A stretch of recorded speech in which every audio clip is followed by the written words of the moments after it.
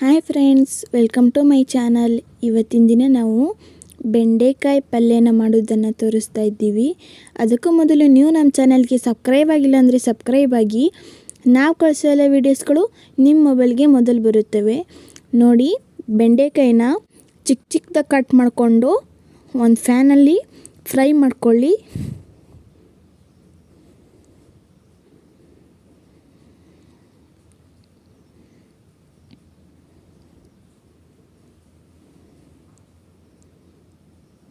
ಸ್ವಲ್ಪ ಆಯಿಲನ್ನು ಹಾಕಿ ಫ್ರೈ ಮಾಡ್ಕೊಳ್ಳಿ.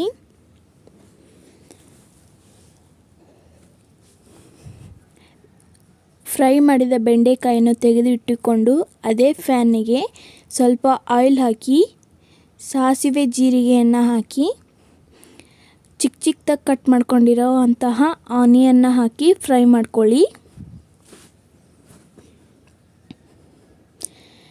ಆನಿಯನ್ ಚೆನ್ನಾಗಿ ಬೆಂದ ನಂತರ ಟೊಮೊಟೊನ ಹಾಕಿ ರುಚಿಗೆ ತಕ್ಕಷ್ಟು ಉಪ್ಪನ್ನು ಹಾಕಿ ಅರಶಿನ ಪುಡಿ, ಅಚ್ಚ ಖಾರದ ಪುಡಿ ಈಗ ಚೆನ್ನಾಗಿ ಫ್ರೈ ಮಾಡಿಕೊಂಡು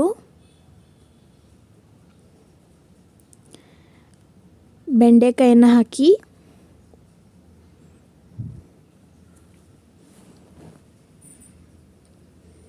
ನೋಡಿ, ಚೆನ್ನಾಗಿ ಮಿಕ್ಸ್ ಮಾಡಿ ಅದರಲ್ಲಿ.